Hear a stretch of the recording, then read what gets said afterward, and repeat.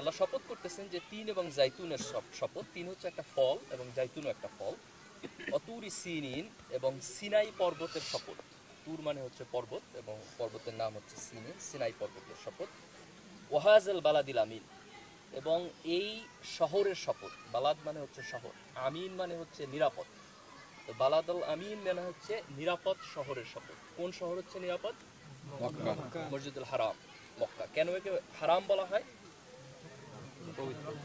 পবিত্র, কারণ এই জায়গায় কিছু সার্টেন কাজ করা হারাম, যুদ্ধ করা হারাম, রক্তপাত করা হারাম, এবং আল্লাহ রাসূলের বক্তব্য অনুযায়ী ওখানের কোনো গাছ কাটা হারাম, কিছু সার্টেন জিনিস ইনজাংশন আছে। তো ওয়াহাজাল বালাদিল আমিন, যে এই শহরের শপথ। তো এই তিনটা জিনিসের শপথ হয়েছে। দেয়ার ডিফারেন্স অফ অপিনিয়ন, যারা মুফাসসিরে কোরআন এরা বর্ণনা করছেন তাদের মধ্যে অনেকগুলো ডিফারেন্স অফ অপিনিয়ন আছে যে কেন আল্লাহ এই শপথ করছেন, কিন্তু মোস্ট প্রমিনেন্ট অপিনিয়ন হলো যে হাজা বালাদিল আমিন বলা হয়েছে একটা শহরকে, স্থানকে। তার মানে এর পূর্বতন দুইটা শপথ স্থানের। তাহলে অতুরি সিনিন একটা স্থান, সেটা হচ্ছে সিনাই পর্বতের, এবং অতিনি ও জাইতুন বলতে বোঝানো হয়েছে এমন জায়গা যে জায়গায় তিন এবং জাইতুনের বেশি উৎপাদন হয়, এবং এই জায়গাটা হচ্ছে জেরুজালেম। জেরুজালেম, মসজিদুল আকসা, যেখানে যেখানে প্রচুর প্রফেট সেখানে আসছেন। তাহলে বালাদিল আমিন হচ্ছে কোন প্রফেটের সাথে রিলেটেড? রাসূলুল্লাহ সাল্লাল্লাহু আলাইহি সাল্লাম। তুরে সিনিন কোন প্রফেটের সাথে রিলেটেড? মুসা আলাইহিস সালাম, রাইট? কারণ মুসা আলাইহিস সালাম আল্লাহর সাথে কথা বলছেন সিনাই পর্বতে। এবং জেরুজালেম হচ্ছে কোন প্রফেটের সাথে রিলেটেড? তাহলে এখানে তিনজন প্রমিনেন্ট প্রফেটের স্থানকে ইন্ডিকেট করা হচ্ছে। প্রথম হচ্ছে ঈসা আলাইহিস সালাম, দ্যাট ইজ ওয়াতিন ওয়াজ জাইতুন। দেন হচ্ছে মুসা আলাইহিস সালাম, অতুরি সিনিন, এবং দেন রাসূলুল্লাহ সাল্লাল্লাহু আলাইহি ওয়াসাল্লাম ওয়াহাজাল বালাদিল আমিন। এখন এটার দুইটা মিনিং আছে যে আল্লাহ কেন এই তিনটা প্লেসকে শপথ করলেন প্রথমে। একটা মিনিং হচ্ছে যে আল্লাহ সুবহানাহু ওয়া তাআলা বলতে চাচ্ছেন যে তৎকালীন মক্কায় যে সমস্ত মুশরিক ছিলেন, যারা ইব্রাহিম আলাইহিস সালামের দ্বীনকে ডিস্টর্ট অবস্থায় ফলো করতেন, এবং যারা জুইশ ছিলেন, যারা মুসা আলাইহিস সালাম দ্বীনকে ফলো করতেন, যে তাদের প্রতি বলতেছেন যে মুহাম্মদ রাসূলুল্লাহ সাল্লাল্লাহু আলাইহি ওয়াসাল্লামের প্রতি যে মেসেজ আসছে, it's not a new message, it's the continuation of the previous prophets. এবং এক্সাম্পল হিসাবে দুইজন প্রমিনেন্ট প্রফেটকে এখানে দিলেন যে একই জিনিস মুসা আলাইহিস সালামের উপরে আসছে এবং একই জিনিস ঈসা আলাইহিস সালামের প্রতি আসছে। যে আল্লাহ রাসূলের উপর যেটা আসছে এটা নতুন কিছু না, this is just a continuation. That is one message যে শপথের মাধ্যমে আল্লাহ দিতে যাচ্ছেন। এবং দ্বিতীয়ত মেসেজ হচ্ছে যে আল্লাহ সুবহানাহু ওয়া তাআলা বলতে যাচ্ছেন যে এই সূরায় যে বিষয় নিয়ে আলোচনা হবে এটা এমন একটা ক্লাসিক বিষয় যেগুলো সকল নবী এবং রাসূলের উপরে একইভাবে নাযিল হয়েছে। এটা মুসা আলাইহিস সালামের উপর আসছে, এটা ঈসা আলাইহিস সালামের উপর আসছে, এটা রাসূলুল্লাহ সাল্লাল্লাহু আলাইহি ওয়াসাল্লামের উপর আসছে। তার মানে সকল নবীর উম্মতের ক্ষেত্রে দ্বীন হিসাবে ইসলাম একই জিনিস ছিল, শরিয়া আলাদা হয়েছে, কনসিস্টেন্টলি বক্তব্য আসছে। তাহলে এই সূরায় আল্লাহ সুবহানাহু ওয়া তাআলা যেটা আলোচনা করছেন দ্যাট ইজ ইম্পর্টেন্ট, কনসিস্টেন্টলি সকল প্রফেটের প্রতি আসছে। এটা হচ্ছে এই শপথের সেকেন্ড মেসেজ। এখন আমরা দেখবো যে আল্লাহ তাআলা তিনজন নবীর জায়গাকে কসম করছেন, তাহলে এই গুরুত্বপূর্ণ মেসেজটা কি যেটা সূরার মধ্যে দিয়ে আসছে? মেসেজটা হচ্ছে লাকাদ খলাকনাল ইনসানা ফি আহসানি তাকওয়িম। লাকাদ, কদ মানে হচ্ছে নিশ্চয়, এবং লাকাদ মানে হচ্ছে নিশ্চয়, কিন্তু লাকাদ কদের চাইতে ইম্পর্টেন্ট। যখন একটা এক্সট্রা লাম যুক্ত হয়েছে দ্যাট ইজ অ্যান এমফাসাইজ। তাহলে আল্লাহ বলতেছেন যে এটা অত্যন্ত গুরুত্বপূর্ণ মেসেজ। ইনডিড, অবশ্যই, খলাকনাল ইনসান, আমরা মানুষকে সৃষ্টি করছি। আল ইনসান, নাস শব্দের অর্থ কিন্তু মানুষ। যেমন বলছে কোরআনের ক্ষেত্রে হুদাল্লিন নাস, যে মানব জাতির জন্য একটা হেদায়েত হিসেবে নাযিল হয়েছে। But there is a difference between নাস এন্ড ইনসান। যখন কোরআন নাস শব্দ ইউজ করে দ্যাট মিনস হচ্ছে this is generally the human being, এবং কোরআন যখন ইনসান শব্দ ব্যবহার করে তখন this is generally human being, but Quran is approaching each and every individual human being. তাহলে আল ইনসান মানে হচ্ছে যে আল্লাহ বলতেছেন খলাকনাল ইনসান, যে we have created each and every individual human being ফি আহসানি তাকওয়িম। আহসান মানে হচ্ছে সুন্দর, বেটার, পারফেক্ট, অ্যান্ড তাকওয়িম মানে হচ্ছে কাঠামো। তাহলে আল্লাহ প্রত্যেক মানুষকে সৃষ্টি করেছেন সুন্দর বা সর্বোৎকৃষ্ট কাঠামো। Now the best structure that does not mean যে এভরি পার্সপেক্টিভে বেস্ট। যেমন তুমি ধরো যে মানুষের তো অনেকগুলো ইনক্যাপাসিটি আছে, মানুষ উঠতে পারে না, মানুষ অনেক জন্তু জানোয়ার মানুষের চেয়ে অনেক পাওয়ারফুল, স্ট্রং, বাট মানুষের ব্রেইন ইজ সুপার এক্সেলেন্ট। তো আল্লাহ এখানে মিন করতেছেন যে মানুষকে যেই পারপাসের জন্য তৈরি করা হয়েছে সেই পারপাসকে বিবেচনায় নিয়ে মানুষের কাঠামো হচ্ছে সবচেয়ে বেস্ট। এবং সাইন্টিফিকলি ফর এক্সাম্পল ধরো এই যে আমরা হাত মুভ করতে পারি, right, this is a tremendous quality, যার কারণে আমরা হাত দিয়ে কাজ করতে পারি। মানুষ ব্যক্তি রেখে আর খুব বেশি প্রাণী তুমি পাবা না যারা তার হাতকে ঠিক এইভাবে ইউজ করতে পারে। সো মানুষের কাঠামোকে যদি তুমি দেখো তাহলে it has an excellent dimension, এবং আল্লাহ মানুষকে যে উদ্দেশ্যে তৈরি করছে সেই উদ্দেশ্যের জন্য তার এই কাঠামোটা হচ্ছে সর্বোৎকৃষ্ট। দেন সুম্মা, সুম্মা মানে হচ্ছে দেন, অতঃপর, রদাদনাহু আসফালা সাফিলিন। রদাদনা, রদাদা হচ্ছে রিটার্ন করা, তাকে ফিরায় নিয়ে যাওয়া। তো সুম্মা রদাদনাহু, তারপর তাকে আমরা ফিরায় নিয়ে যাই আসফালা সাফিলিন। আসফালা সাফিলিন হচ্ছে লোয়েস্ট অফ দ্য লো, খারাপেরও খারাপ। তাহলে তাকে তৈরি করা হয়েছে একটা বেস্ট স্ট্রাকচার দিয়ে, দেন আল্লাহ তাকে রিটার্ন করেন অত্যন্ত খারাপ সিচুয়েশনে। এটার দুইটা ব্যাখ্যা আসছে। কেউ কেউ বলছে যে মানুষের ছোটবেলায় জন্ম হচ্ছে খুব সুন্দর, তারপর যখন সে বৃদ্ধ হয় তখন সে ফাংশনেবল থাকে না, একেবারে খুব খারাপ সিচুয়েশনে যায়, এটা একটা ব্যাখ্যা। কিন্তু প্রমিনেন্ট ব্যাখ্যা হচ্ছে যে আল্লাহ মানুষকে আশরাফুল মাখলুকাত হিসেবে সৃষ্টি করছেন, কিন্তু যে সমস্ত মানুষরা আল্লাহ এবং রাসূলকে ফলো করে না তাদের স্পিরিচুয়াল কন্ডিশন হচ্ছে আসফালা সাফিল, তাদেরকে আল্লাহ নিয়ে যান অত্যন্ত নিম্ন স্তরে। দেন ইল্লাল্লাযীনা আমানু, ইল্লা মানে হচ্ছে এক্সেপ্ট, ব্যতীত। তার মানে এই যে একটা জেনারেল স্টেটমেন্ট আল্লাহ বললেন যে সুম্মা রাদাদনাহু আসফালা সাফিলিন, আমরা তাদেরকে অত্যন্ত খারাপ জায়গায় নিয়ে যেতেছি, কিন্তু তার কিছু এক্সেপশন আছে, সবাই এর মধ্যে পড়ে না। এক্সেপশন কি? ইল্লা, দ্যাট ইজ দ্য এক্সেপশন, আল্লাযীনা আমানু, যে সমস্ত লোকেরা ঈমান আনছে, ওয়া আমিলুস সলিহাতি, এবং যে সমস্ত লোকেরা আমলে সলেহ করছে, ভালো কাজ করছে, সৎ আমল করছে, ফালাহুম, দেন তাদের জন্য, আজরুন, আল্লাহর পক্ষ থেকে রিওয়ার্ড আছে, গয়রু মামনুন, এমন এক রিওয়ার্ড যেটা কখনো শেষ হবে না। This is a ever ending, this is beyond time. তুমি যদি টাইমের মধ্যে থাকো তাহলে you can count the time and sometimes the time will come to an end. কিন্তু তুমি যদি টাইমের বিয়ন্ডে চলে যাও তাহলে এই টাইমের যে রেস্ট্রিকশন এটা তার উপর অ্যাপ্লিকেবলই না। তাহলে আল্লাহর পক্ষ থেকে যে আজর দেওয়া হবে, যে রিওয়ার্ড দেওয়া হবে, that is beyond time, this is গয়রু মামনুন, this will never come to an end. ফামা ইউকাযযিবুকা বা'দু বিদ্দিন, অতঃপর কোন জিনিস তোমাকে এই জাজমেন্টের ব্যাপারে, যে আল্লাহ মানুষকে এই জাজমেন্ট করবেন যে তুমি আসফালা সাফিলিনে পৌঁছে যাবা যদি তুমি ঈমানদার না হও এবং আমলে সালেহ না করো, তাহলে এই বিষয়ে তোমাদেরকে মিথ্যা বলতে কোন বিষয় প্ররোচিত করে? আলাইসাল্লাহু বিআহকামিল হাকিমিন, ইজ নট আল্লাহ সুবহানাহু ওয়া তাআলা is the best of the জাজেস। নাও আমি পিক করবো এখান থেকে একটা পয়েন্ট, দ্যাট ইজ দ্য ইল্লা।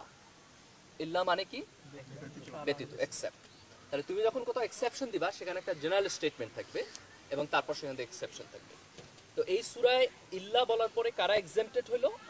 আল্লাযীনা আমানু ওয়া আমিলুস সলিহাত, এক শ্রেণীর লোক যারা ঈমান আনবে এবং যারা আমলে সলেহ করবে। আর জেনারেল স্টেটমেন্ট কি ছিল? সুম্মা রাদাদনাহু আসফালা সাফিলিন, যে অতঃপর তাদেরকে ফিরায় দেওয়া হয়েছে অত্যন্ত খারাপ সিচুয়েশন। জেনারেল স্টেটমেন্টটা পজিটিভ না নেগেটিভ? দিস ইজ ইম্পর্টেন্ট, যে আল্লাহ এক্সেপশন দিতেছেন কিন্তু জেনারেল স্টেটমেন্ট হচ্ছে নেগেটিভ। এক্সেপশন হচ্ছে পজিটিভ লোকেরা, তার মানে লোকদের স্বাভাবিক অবস্থা পজিটিভ নয়, স্বাভাবিক অবস্থা হলো নেগেটিভ। পজিটিভ হবে কেবলমাত্র ওই লোকদের অবস্থা যারা একটা সার্টেন লেভেল অফ অ্যাক্টিভিজমের মধ্যে নিজেদেরকে এনগেজ করে। এবং আল্লাহ সুবহানাহু ওয়া তাআলা এখানে দুইটা অ্যাক্টিভিজমের জন্য বলছেন, একটা হচ্ছে আল্লাহর উপর ঈমান আনা এবং আরেকটা হচ্ছে আল্লাহর পথে সৎকর্ম করা। যারা আল্লাহর উপর ঈমান আনবে না এবং আল্লাহর পথে সৎকর্ম করবে না সেই লোকদের জেনারেল সিচুয়েশন হলো সুম্মা রাদাদনাহু আসফালা সাফিলিন। দেখো এই কথাটা কিন্তু ভিন্নভাবেও বলা যেত। আল্লাহ হয়তো একটা জেনারেল স্টেটমেন্ট দিতেন, তারপর বলতেন যে যারা ঈমান আনে এবং সৎকর্ম করে আল্লাহ তাদেরকে জান্নাতে দিবেন, বাকি লোকদের অবস্থা নিউট্রাল। কিন্তু আল্লাহ সুবহানাহু ওয়া তাআলা তা বলেন নাই, বাকি লোকদের অবস্থা negative. And you will get a similar type of rhetoric in Suratul Asr. Bismillahir Rahmanir Rahim. Al Asr. Innal insana lafi khusr. নিশ্চয়ই মানুষ ক্ষতির মধ্যে আছে। ইল্লাল্লাযীনা আমানু ওয়া আমিলুস সলিহাতি ওয়া তাওয়াসাউ বিল হাক্কি ওয়া তাওয়াসাউ বিস সাবর। ওই সমস্ত লোক ব্যতি রেখে যারা ঈমান আনছে, আমলে সলেহ করছে, যারা ওয়াতাওয়াসাউ বিল হক, যারা একজন আরেকজনকে হক সম্পর্কে উপদেশ দিছে, ওয়া তাওয়াসাউ বিস সাবর, যারা একজন আরেকজনকে সবরের ব্যাপারে উপদেশ দিছে। তাহলে এখানে জেনারেল স্টেটমেন্ট কি? ইন্নাল ইনসানা লাফি খুসর। তাহলে জেনারেল স্টেটমেন্ট নিশ্চয়ই মানুষ ক্ষতির মধ্যে আছে। ইল্লা, এক্সেপ্ট ওই সমস্ত মানুষ যারা আল্লাহর উপর ঈমান আছে এবং আমলে সলেহ করছে। তাহলে এই দুইটা সূরাকে যদি আমরা স্ট্যান্ডার্ড হিসেবে নেই এবং এই জিনিসটার প্রতি আমরা একটু গভীরভাবে মনোযোগ দিই, তাহলে একটা জিনিস ক্লিয়ার, মানুষের জেনারেল সিচুয়েশন আল্লাহ সুবহানাহু ওয়া তাআলার কাছে নেগেটিভ, যতক্ষণ পর্যন্ত না সে নিজেকে তার কাজের মাধ্যমে একটা পজিটিভ সার্কেলের মধ্যে না প্রবেশ করে। আল্লাহ সুবহানাহু ওয়া তাআলা এটা বলেন নাই যে লোকেরা সাধারণত ভালো অবস্থায় আছে এক্সেপ্ট যারা আল্লাহর উপর কুফর করছে। তাহলে বোঝা যেত যে অ্যাভারেজ মানুষের সিচুয়েশন পজিটিভ, যারা কুফর করছে আল্লাহ কেবলমাত্র তাদের উপরে নেগেটিভ। কিন্তু এই কোরআন বলতেছে যে জেনারেল মানুষের সিচুয়েশন হচ্ছে নেগেটিভ, এক্সেপ্ট হচ্ছে ওই সমস্ত মানুষ যারা আল্লাহর উপর ঈমান আনছে এবং আমলে সালেহ করছে। আমলে সালেহের ক্ষেত্রে সূরাতুল 3-এ বলা হয়েছে জাস্ট শুধু আমলে সালেহ, দেন সূরাতুল আসরে আমলে সালেহের সাথে সাথে একটা ইন্টারঅ্যাক্টিভ আমলের কথা বলা হয়েছে, যে একজন আরেকজনকে হক সম্পর্কে বলে এবং একজন আরেকজনকে সবরের সম্পর্কে বলে। তো one of the motivation from this understanding is আল্লাহ সুবহানাহু ওয়া তাআলা আমাদেরকে সৃষ্টি করেছেন তার ইবাদত করার জন্য, এবং দুনিয়া থেকে যাওয়ার পরে আল্লাহর কাছে আমাদের জাজমেন্টের সামনে দাঁড়াতে হবে। আল্লাহ ভালো এবং মন্দের কম্পেয়ার করবেন, যাদের ভালো প্রিভেইল করবে, ডমিনেট করবে, তারা জান্নাতে যাবে, যাদের ভালো ডমিনেট করবে না তারা জাহান্নামে যাবে। This judgement is an obvious thing, প্রত্যেক মানুষকে এই জাজমেন্টের মধ্যে দিয়ে যাইতে হবে। যে সমস্ত মানুষরা এই জাজমেন্টের ব্যাপারে গাফেল, মাইন্ড দিস ওয়ার্ড, এটা তোমার মনের মধ্যে গেঁথে দিতে হবে। দ্য ওয়ার্ড গাফিলুন, কোরআন সেভারাল টাইমস ইউজ করেছে গাফেল। গাফেল মানে হচ্ছে কি? গাফেল মানে কিন্তু কুফর না, আল্লাহকে অস্বীকার করে না। গাফেল মানে হচ্ছে যারা আল্লাহর এই জিনিসগুলো সম্পর্কে চিন্তা করে না এবং এটা তাদের লাইফের প্রায়োরিটি না। ইট is not a part of their priority. তারা দুনিয়ার জীবন নিয়ে ব্যস্ত, আল্লাহর কাছে গিয়ে জাজমেন্টের সামনে দাঁড়াইতে হবে, এটা তাদের চিন্তা পদ্ধতির মধ্যে আসে না। দ্যাট ইজ দ্য গাফিলুন। এই গাফেল লোকদের situation is in a problem. এবং কোরআনের বক্তব্য হচ্ছে আমরা যাতে ঈমান এনে আল্লাহর পথে আমলে সালেহের মাধ্যমে গাফিলুন থেকে বের হয়ে আসি। দেখো কোরআন কনসিস্টেন্টলি যেখানে জাহান্নামের ওয়াদা করছে সেখানে কুফর শব্দ ইউজ করছে, যারা আল্লাহ এবং রাসূলের উপর বিশ্বাস স্থাপন করবে না তাদেরকে তো জাহান্নামের ওয়াদা করছে। তো I have gotten an verse that's a reference in Suratul Yunus, 10 নম্বর সূরা 7 এবং 8 নম্বর আয়াত। আল্লাহ বলতেছেন যে বিসমিল্লাহির রহমানির রহিম, ইন্নাল্লাযীনা লা ইয়ারজুনা লিকাআনা ওয়া রাদু বিল হায়াতিদ দুনিয়া ওয়া তামান্নু বিহা ওয়াল্লাযীনা হুম আন আয়াতিনা গাফিলুন উলাইকা মাওয়াহুমুন নার বিমা কানু ইয়াকসিবুন। যে ইন্না নিশ্চয়, আল্লাযীনা ওই সমস্ত লোকেরা, লা ইয়ারজুনা যারা আশা করে না, এক্সপেক্ট করে না, লিকাআনা আমাদের সাথে সাক্ষাৎ হবে তার, মানে মৃত্যুর পরে আল্লাহর সাথে দেখা হবে এবং জাজমেন্ট হবে, লা ইয়ারজুনা এটা তারা এক্সপেক্ট করে না। Now there is a difference between কুফর এন্ড এক্সপেক্ট না করা। কুফর মানে হলো আমি মানি না যেটা হবে, আর এক্সপেক্ট করে না তার মানে হচ্ছে যে it is not part of my conscious mind, it is not part of my priority, it's not part of that I consider. Then ওরাদু বিল হায়াতিদ দুনিয়া, এবং তারা দুনিয়ার ব্যাপারে সন্তুষ্ট। রাদিয়া মানে হচ্ছে সন্তুষ্ট, রাদিয়াল্লাহু আনহুম ওয়া রাদু আনহা, জান্নাতের একটা বৈশিষ্ট্য, আল্লাহ তাদের উপর সন্তুষ্ট হবে, তারা আল্লাহর উপর সন্তুষ্ট হবে। তো ওরাদু বিল হায়াতিদ দুনিয়া, যে তারা দুনিয়ার জীবন সম্পর্কে সন্তুষ্ট। ওয়াতমাআন্নু বিহা, এবং এটার ব্যাপারে তাদের অন্তরে ইতমিনান আছে। ইতমিনান মানে হচ্ছে ঈমানেরও এক ধাপ উপরে। ঈমান হচ্ছে বিশ্বাস করা, ইতমিনান হচ্ছে খুব স্ট্রং কনফিডেন্স অন দ্যাট। তাহলে দুনিয়ার ব্যাপারে তাদের অত্যন্ত স্ট্রং কনফিডেন্স আছে। ওয়াল্লাযীনা হুম আন আয়াতিনা গাফিলুন, এবং তারা আল্লাহর আয়াতের ব্যাপারে গাফেল। আল্লাহ বলেন তারা কাফের, this are the people who are গাফেল। এন্ড দেন আল্লাহ বলতেছে উলাইকা মাওয়াহুমুন নার, এই সমস্ত লোকের ফাইনাল আবাসভূমি হবে জাহান্নাম, বিমা কানু ইয়াকসিবুন, এবং this is what they have earned. So this status of ghafla is a very serious issue, and most of the people of our time is in ghafla. They believe in Allah subhanahu wa ta'ala, and that's a traditional belief, there's a cultural belief, they follow what they say, see in the society, কিন্তু তাদের কশাস মাইন্ডসেটে ইসলাম নাই, তাদের decision making প্রসেসে ইসলাম নাই, তাদের apparent বিশ্বাসে আছে কিন্তু গভীরতর বিশ্বাসে নাই। হালাল হারাম মেইনটেনের যে বাউন্ডারি তাদের মধ্যে ইসলাম নাই, and that's a dangerous situation. আমরা যারা ইসলাম সম্পর্কে একটু কশাসলি চিন্তা করি, and this my message to you all, the first thing, যে আল্লাহর উপর ঈমান আনার পরে ইসলাম জীবনের প্রায়োরিটি হতে হবে।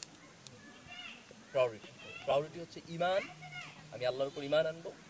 প্রায়োরিটি হচ্ছে আমলে সালেহ, যে সমস্ত আমল আমার উপর ফরজ। নামাজ হচ্ছে আমার উপর ফার্স্ট ফরজ, দেন তোমার সামর্থ্যের উপর ভিত্তি করে যাকাত এন্ড হজ, এবং হচ্ছে রোজা হচ্ছে দেন ইয়ারলি ফরজ। এগুলো হচ্ছে প্রাইমারি আমার ফরজটা। এবং ইসলামের কিছু সীমারেখা আছে, বাউন্ডারি, হারামের বাউন্ডারি মেইন করা, হুদুদ আল্লাহ, আল্লাহর পক্ষ থেকে যেগুলো হারাম করা হয়েছে, একজন মানুষের লাইফ আর একজনের জন্য হারাম, ব্লাড হারাম। You cannot kill some other person unless you have a legitimate cause and legitimate authority.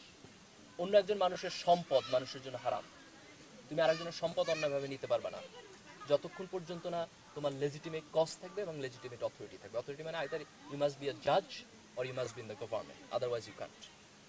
Then third, একজন মানুষের অনার আরেকজন মানুষের জন্য sacred according to Islam. This is the হুদুদ আল্লাহ, আল্লাহর হুদুদ। And if some people violate that, he violated the hudud of Allah. But if you look into the society now, we'll find that people are damn care about this. They don't care about other lives, they don't care about other wealth, and they don't care about other honor. কিন্তু ইসলাম এমন একটা সমাজের পক্ষে advocacy করে যে সমাজে মানুষের জীবন, মানুষের সম্পদ, মানুষের অনার and some part মানুষের ইন্টেলেক্ট, এটার প্রিজার্ভেশন হচ্ছে অত্যন্ত বড় টার্গেট। এবং খেয়াল করে দেখবা, these are the target of the Sharia, the preservation of the deen, the preservation of the life, the preservation of the intellect, the preservation of the honor, and preservation of wealth. এবং যে সমস্ত crime এই প্রিজার্ভেশনকে violate করে, Islam has a serious punishment to that, very serious punishment to that. কেউ যদি দিন থেকে বের হয়ে যায় তার কুফর, কোনো ফিকাবিদ মৃত্যুদণ্ডের ব্যাপারে অ্যাডভোকেসি করছেন। কেউ যদি কাউকে অন্যায়ভাবে হত্যা করে তার পানিশমেন্ট কি? Death penalty, because the preservation of life is one of the target of the শরিয়া। কেউ যদি কারো সম্পদ চুরি করে বলছে হাত কেটে দিতে হবে, because this violates preservation of the wealth. যদি কেউ মদ খাওয়া হারাম এবং কেউ যদি মদ খায় ইসলামী রাষ্ট্রে যদি ধরা পড়ে তাহলে তাকে পানিশমেন্ট দিতে হবে, because this the preservation of the intellect. কারণ তুমি যদি ড্রাঙ্ক অবস্থায় থাকো, you don't understand what you are doing, that's violates the preservation of the intellect. Then preservation of honour, কেউ যদি জেনা করে, অন্যায়ভাবে বিবাহ বহির্ভূত সম্পর্কে যায়, তাহলে কিন্তু তার পানিশমেন্ট অত্যন্ত সিরিয়াস। কেউ যদি মিথ্যা অপবাদ দেয় কোনো নারীর উপরে এবং সেখানে যদি 4 জন সাক্ষী না থাকে, তাহলে তাকে কিন্তু বেত্রাঘাতের জন্য বলা হয়েছে, রজম করার জন্য বলা হয়েছে। কারণ Islam is very crucial to this point, যে preservation of honour of some other persons. Now চোখ বন্ধ করে একটা সোসাইটি চিন্তা করো যেখানে এই সমস্ত মানুষ বসবাস করে যারা আরেকজনের জীবনকে মূল্য দেয়, সম্পদকে মূল্য দেয়, অনারকে মূল্য দেয়, ইন্টেলেক্টকে মূল্য দেয়, তাহলে that will be a fantastic and beautiful society. And this is what Islam is doing advocacy for. And there are two ways to establish that. One way is the political way, যে তুমি একটা just ruler থাকবে, সে দেশকে develop করবে এবং নিজেকে নিয়ে দাঁড়াবে। And other way is an individual way, যে প্রত্যেক, এবং এই দুটো হচ্ছে একটা আরেকটার সাথে তোমার রিলেটেড, তুমি একটা না হলে একটা পাবা না। ইন্ডিভিজুয়াল হয়ে হলো যে প্রত্যেক মানুষ যদি এই ফিলসফি এগ্রি করে এবং সে তার ব্যক্তিগত জীবনে এটা পালন করে, তাহলে you will get a fantastic society. And this is the society that is the target of আল্লাহ সুবহানাহু ওয়া তাআলা। যখন আল্লাহ ফেরেশতাদেরকে বললেন যে ওয়াইস ক্বালা রাব্বুকা লিল মালাইকাতি ইন্নী জাঈলুন ফিল আরদি খলিফা, আমি দুনিয়াতে খলিফা তৈরি করব, পাঠাবো। ফেরেশতারা তাকে কি বলল? যে আপনি এমন কাউকে পাঠাবেন যারা গিয়ে রক্তপাত করবে। That means they will violate the preservation of life. তো আল্লাহ মানুষকে তৈরি করছেন এই জিনিসগুলো প্রিজার্ভ করার জন্য। ইফ মানুষ violates that, then there will be a problem in this dunya and Allah will give punishment to those people in the akhirah. The first message to you all, নিজের ঈমানকে পারফেক্ট করতে হবে এবং আল্লাহর পক্ষ থেকে হালাল হারাম এবং ফরজ ওয়াজিবের যে বাউন্ডারি দেওয়া হয়েছে এটা স্ট্রিক্টলি মেইনটেইন করতে হবে।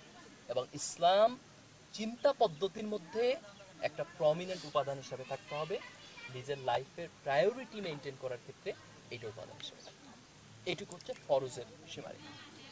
দেন দ্বিতীয়ত হচ্ছে যে কোনো মানুষ যদি ফরজের অতিরিক্ত নফল করে তাহলে সেটা তার আমলনামায় সওয়াব হিসেবে লেখা হবে এবং আল্লাহ যখন তার ভালো এবং খারাপকে কম্পেয়ার করবেন তখন এটা তাকে হেল্প করবে, যেহেতু তার ভালোর পরিমাণ বেড়ে যাবে এবং তার ছোটোখাটো গুনাহ হলে আল্লাহ সেগুলো মাফ করে দেবেন। ভালোকে বাড়ানোর যে ডিফারেন্ট ওয়ে আছে তার মধ্যে একটা ওয়ে হচ্ছে তুমি ভালো কাজ প্রোপাগেট করবা সোসাইটিতে, তুমি অন্য মানুষের উপকার করবা, আরেকজনকে এই 5টা জিনিস প্রিজার্ভ করার জন্য হেল্প করবা, আরেকজন মানুষকে ইসলামের পথে দাওয়াত দেবা। And there is a chain effect, তুমি যদি কোনো খারাপ কাজ করো এবং সেটা প্রোপাগেট করে তাহলে তার গুনাহ তোমার জীবনে যাবে, একইভাবে তুমি যদি কোনো ভালো কাজ করো তাহলে তার সওয়াব তোমার জীবনে যাবে, তুমি যদি সেটা প্রোপাগেট করো। অ্যান্ড দ্যাটস ওয়াই রাসূল সাল্লাল্লাহু আলাইহি ওয়াসাল্লাম সেড দ্যাট পৃথিবীতে যত অন্যায় হত্যাকাণ্ড হবে, আদমের প্রথম সন্তান যে প্রথম হত্যা করছে, কি নাম তার? কাবিল। এই হত্যাকাণ্ডের একটা গুনাহ তার আমলনামায় দিবে। ক্যান ইউ ইমাজিন যে তার আমলনামার অপরাধ কত ভয়াবহ হবে? এবং সূরা বাকারা খুলে পড়বা যে তাদের দুইজনের মধ্যে যখন কনভারসেশন হয়েছে, যখন এক ভাই বলছে যে আমি তোমাকে কিল করব, তখন আরেকজন বলছে যে আমি আমার হাত গুটায় নিলাম, আমি তোমাকে হত্যা করবো না। হি ওয়াজ আলেম, হি ওয়াজ ওয়াইজ ম্যান, হি আন্ডারস্টুড যে পৃথিবীতে প্রথম রক্তপাতের মানে কি। প্রথম রক্তপাতের মানে হইলো যে এরপর millions and millions of people আসবে, তাদের মধ্যে যত ক্রিমিনাল লোক থাকবে, তারা যত হত্যাকাণ্ড করবে, তার সব শেয়ার তোমার জায়গায় আসবে। ম্যাথমেটিক্যালি ইম্পসিবল যে তার প্লাস কখনো মাইনাসের চাইতে বড় হবে, ইটস কোয়াইট ইম্পসিবল। সিমিলারলি দেখো রাসূল সাল্লাল্লাহু আলাইহি ওয়াসাল্লাম বলছেন যে ফার্স্ট জেনারেশন সাহাবা দে আর দ্য বেস্ট জেনারেশন, তারপরে আর কেউ ওই জেনারেশনকে ক্রস করতে পারবে না।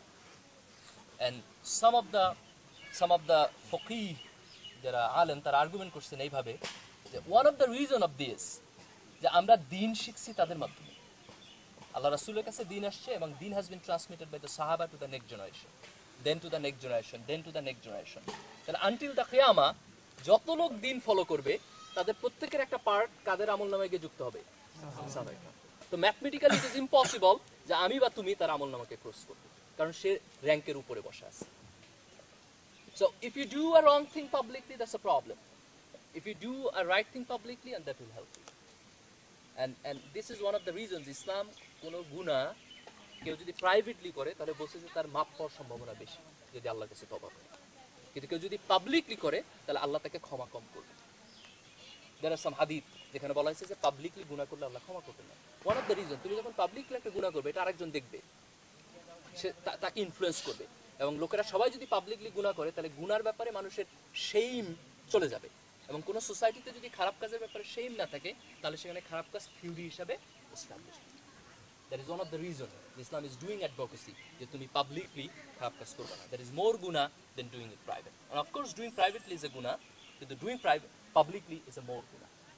কাজে যেহেতু প্রপাগেশন ইফেক্ট আছে, এই কারণে আমাদের প্রথমত ব্যক্তিগত জীবনকে যাবতীয় ফায়সা এবং খারাপ কাজ থেকে বিরত রাখতে হবে, যেটা সোসাইটিতে এক্সাম্পল তৈরি করে, এবং সোসাইটিতে ভালো কাজ প্রমোটের জন্য আমাদের সর্বোচ্চ পরিমাণ চেষ্টা করতে হবে।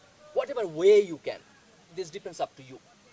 যেমন ধরো আমি আজকে পথে আসতে আসতে বলতেছিলাম, ইমাম বুখারী রাহিমাহুল্লাহ তিনি বুখারী শরীফ কম্পাইল করছেন, এবং তোমরা যদি কেউ তার জীবনী পড়ো তাহলে দেখবা যে একটা হাদিস সংগ্রহের জন্য তারা হচ্ছে কয়েকশো মাইল পাড়ি দিয়েছে। ওই সময় তো কয়েকশো মাইল পাড়ি দেওয়া মানে একটা লম্বা রাস্তা, কয়েক মাসের রাস্তা, but they did it, they were crazy. But now look at that. He compiled the Bukhari Sharif, and that's the most authentic book of the Hadith. এবং আজকে পর্যন্ত আমরা যারা ইসলাম সম্পর্কে পড়াশোনা করি, they go through the Bukhari Sharif, and he is getting some sayyana, some hasana. এবং কিয়ামত পর্যন্ত যত মানুষ বুখারী শরীফ থেকে হাদিস শিখবে তাদের প্রত্যেকের ভালো কাজের একটা অংশ কার আমলনামায় গিয়ে যোগ হবে। So that's the propagation effect, and only qualified people can do that. তো কোয়ালিটি, তোমার যদি জাগতিক যোগ্যতা থাকে, আল্লাহর কাছে এই জাগতিক যোগ্যতার কোনো মূল্য থাকবে না যদি না তুমি সেটা ইসলামের পথে ব্যয় করো। এবং ইসলামের পথে তুমি যদি এইরকম কাজে ব্যয় করো যেটা সদকায়ে জারিয়া, যেটা দ্বারা অন্য মানুষ উপকৃত হবে, দেন দ্যাট উইল বেনিফিট। আমি শেষ করবো একটা হাদিস দিয়ে। আল্লাহ রাসূলের সময়ে যারা সাহাবা ছিলেন, তো সাহাবাদের মধ্যে তো কেউ কেউ ছিলেন খুব পুয়ার সাহাবা, কেউ কেউ ছিলেন খুব ধনী সাহাবা। তো একবার আল্লাহ রাসূলের কাছে কিছু গরিব লোকের আসছে। আল্লাহ রাসূল মসজিদে নববীতে ছিলেন, বলছে ইয়া রাসূলুল্লাহ আপনার সাথে আমার একটু কথা আছে। আমাদের তাদের মুখ একটু মলিন ছিল, তাদের একটু রাসূল সাল্লাল্লাহু আলাইহি ওয়াসাল্লামকে কমপ্লেইন করবে এরকম একটা আইডিয়া ছিল। তারা বললো যে ইয়া রাসূলুল্লাহ আমাদের মধ্যে অনেক ধনী লোক আছে, তারা অনেক বড় বড় সওয়াবের কাজ করে। বলে কি সওয়াবের কাজ করে? তারা স্লেভ কিনে মুক্তি দিয়ে দেয়, দাস কিনে। আল্লাহ রাসূল বলছেন দাসকে মুক্তি দেওয়া অনেক বড় সওয়াবের কাজ। তারা মানুষকে সদকা করে। তারা বলতেছে আমরা তো গরিব, আমাদের নিজেদেরই খাওয়ার পয়সা নেই, আমরা কিভাবে এই সওয়াব করবো? তারা তো আমাদের চেয়ে অধিক সওয়াবের অধিকারী হয়ে যাচ্ছে। And look at that point, they are not coming to Rasul sallallahu alaihi wasallam to complain যে ইয়া রাসূলুল্লাহ আমরাও আপনার সাহাবী, এই ধনী লোকেরাও তাদের আপনার সাহাবী, তো আমাদের পয়সা নেই, ওদের আছে কেন? They are not complaining about some দুনিয়াবি issues. তারা কমপ্লেইন করতেছে যে ওদের পয়সা আছে, এটা দিয়ে তারা অতিরিক্ত সওয়াবের অধিকারী হয়ে যাচ্ছে।